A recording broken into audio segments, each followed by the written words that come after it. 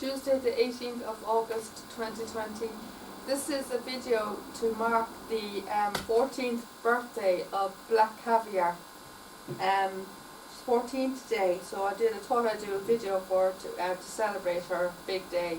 I'm going to show you two documentaries of Black Caviar. I was lucky and fortunate to get a box set of a DVD box set of Black Caviar. One DVD has got the story, the documentary on her. This is a film about her. This is her story, Black Caviar story. The second DVD is all her wins, all the races that she won. So they're going to start off with the story of Black Caviar. Now this is her full story now from before her training and stuff like that, during her training, before her racing career, right up to retirement, presumably. But and the second disc is what's all her wins, all the wins that she had. She didn't win as many races as Winx, but she was the Winx in her day. She's the Winx in her day now. She was the kind of the Winx in her day, in her time, and she's also Australian as well. Funny enough too. Which is quite uncanny too. She also retired the exact same date as Winx. I think it was about 10 years ago, or something like that. I can't remember, about 7 or 10 years ago. I can't remember exactly how many years ago it was, but it's the exact same date as Winx retired. Winx retired she retired 13th of April in 2018, I think it was. So this is a documentary now. So this is Winx's story, or this is beg your pardon. This is Black Caviar story. This is the story of Black Caviar. Now this is the first disc. Now this is disc one, the story of Black Caviar.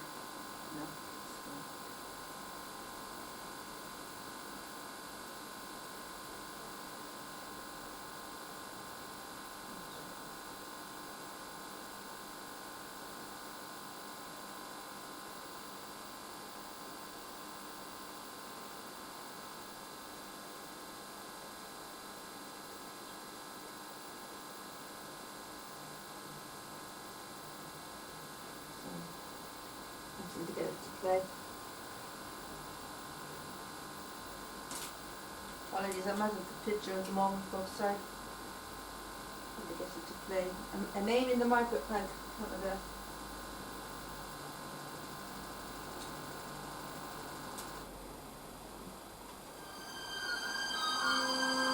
Here we are now.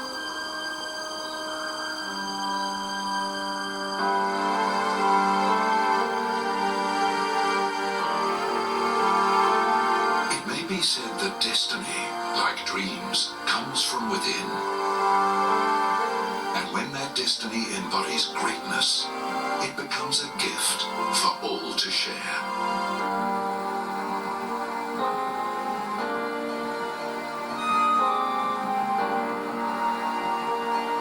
To be part of this wonderful story, this is Black Caviar. It's quite surreal, She's quite empowering, and she's transcended our sport as a result, and to be part of it is a very humbling experience. She was a smashing filly, a great moving filly, a sweet mover, and every step she took, every part of her moved.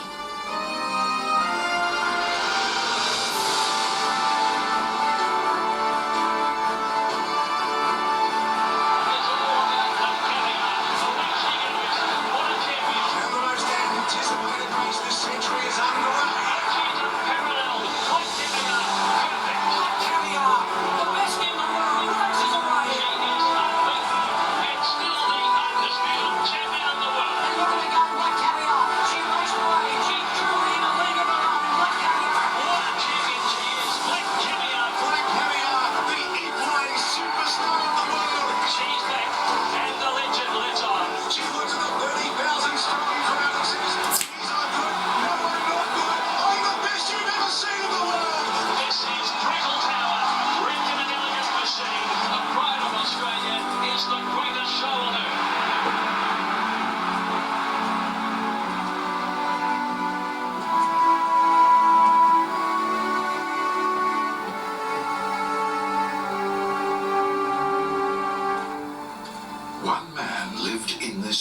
story of a legend.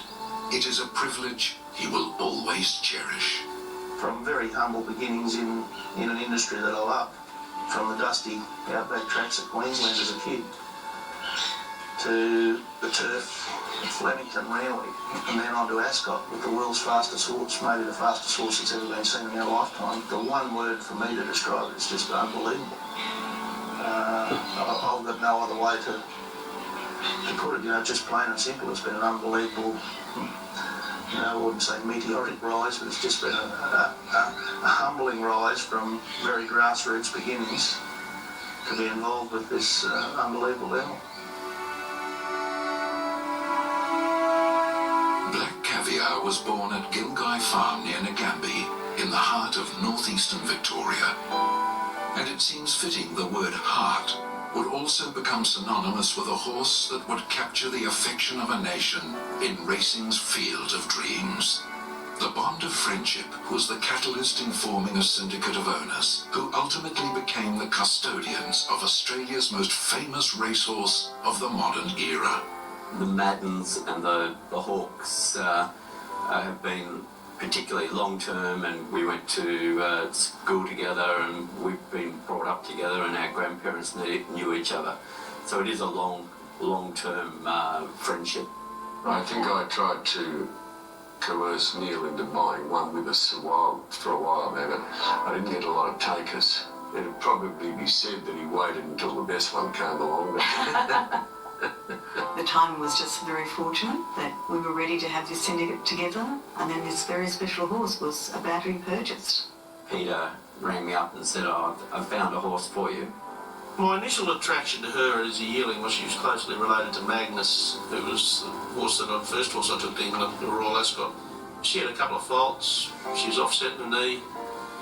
She was heavy, but when we're looking for horses at sales, everyone's a bit different. And we set a limit, as everyone knows, and I was on the phone to him, and he said, "Well, we've gone past our limit." And I said, "Well, you like her?" He said, "Yeah." I said, "We'll just keep going until we get her." Wait your turn. I got 210. I got 210,000 here. 210.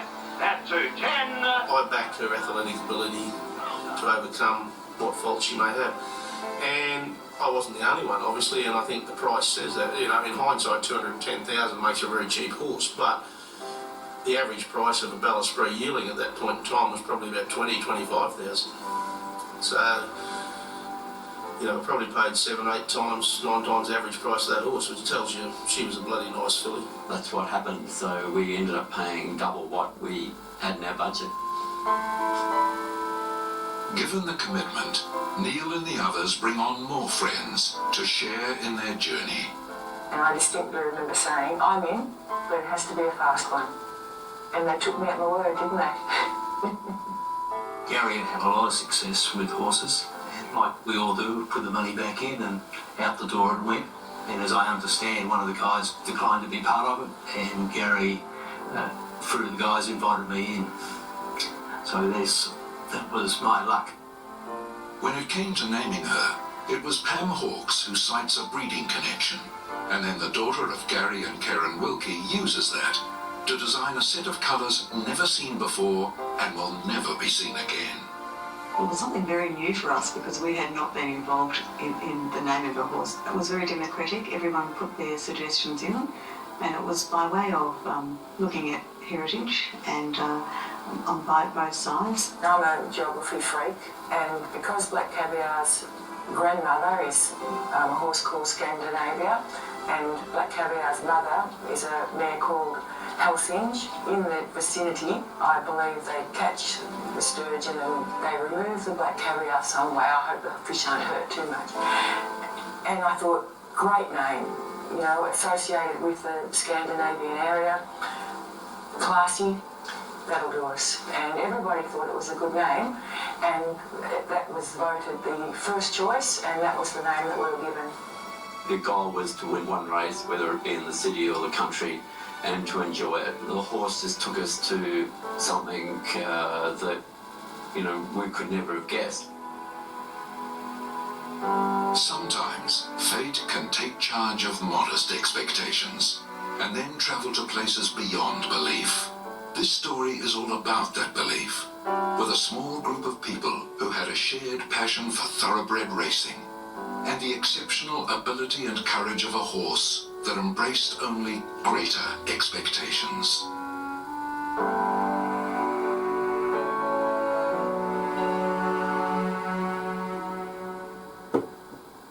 Cloaked in the darkness of early mornings, away from the public gaze, Black Caviar began her training regime. Like most others, doing what came naturally, and then being watched and wondered about. She's just having a quiet morning this morning. She just has a bit of a trot in the canter.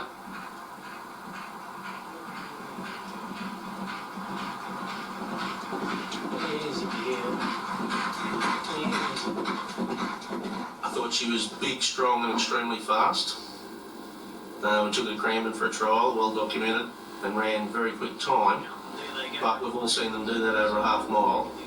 You're not sure that's going to go to the races. It was the first time I'd actually ever ridden her when she tried at Cranbourne, and I was in a big hurry to get to know her better, don't worry, in post-trial gallops and stuff like that. But to go on and to do what she's done, I don't think the best judge in the world could have predicted it. Jockeys are notorious for being ordinary judges, and Peter Moody testified to that, but she continued to develop and improve beyond their wildest dreams.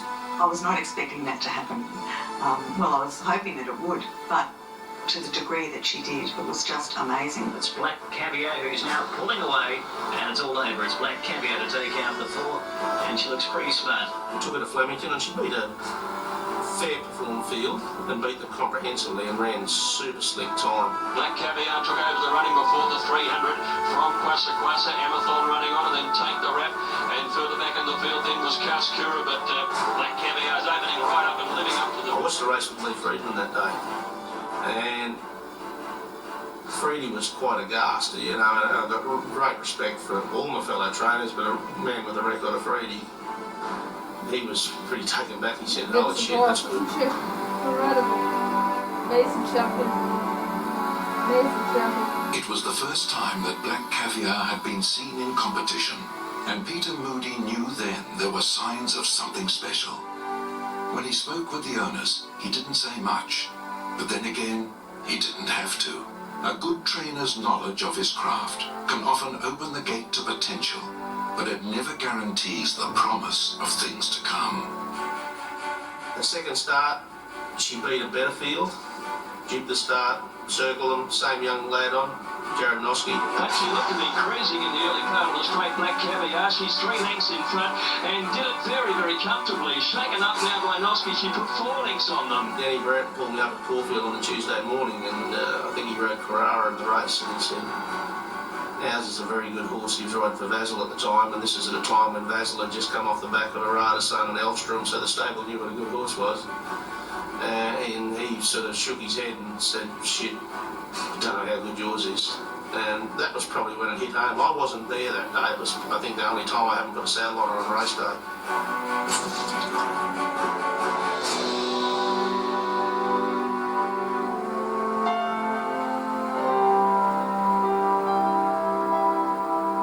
My man was a great horseman in his own right, fantastic horseman, and he had a great presence around horses as well, and that had been passed on for generations. It was a tremendous upbringing. We had wonderful time on horses, and as a result, because we knew probably little else, and when school got too hard, riding became a very, very real vocation, and albeit a nomadic upbringing, we spent a lot of time in Victoria and in Queensland, but we always had horses, and as a result, I'm nutting out a career with Peter Moody, so it was always on the cards. Whether or not we could make a living out of it remained to be seen, but that dream came to fruition because of that lifeline Peter Moody threw me the best part of 10 years ago. For the first time, Australia would experience the magic of Luke Nolan and Black Caviar. On that initial outing, Luke remembers the ride with a sense of intrigue. Nolan sitting pretty quietly on the hot favourite as she takes over the running. Miraculous Miss getting up on the inside into 3rd place in, but Black Caviar opened up 3 lengths around the turn from Noesis. Miraculous Miss running on fairly well, but Black Caviar is all class. She wasn't nice enough, don't worry, but I thought she was a little plain on the day, and I thought she could have, the way she'd been going home beforehand, I thought she might have won by a bigger stretch. She had it well within her keeping a long way from home, but against that class of horse, I thought she might have put him to the sword a little more, but winners are winners. Obviously we knew we had a good horse, and then each time we went, she'd win.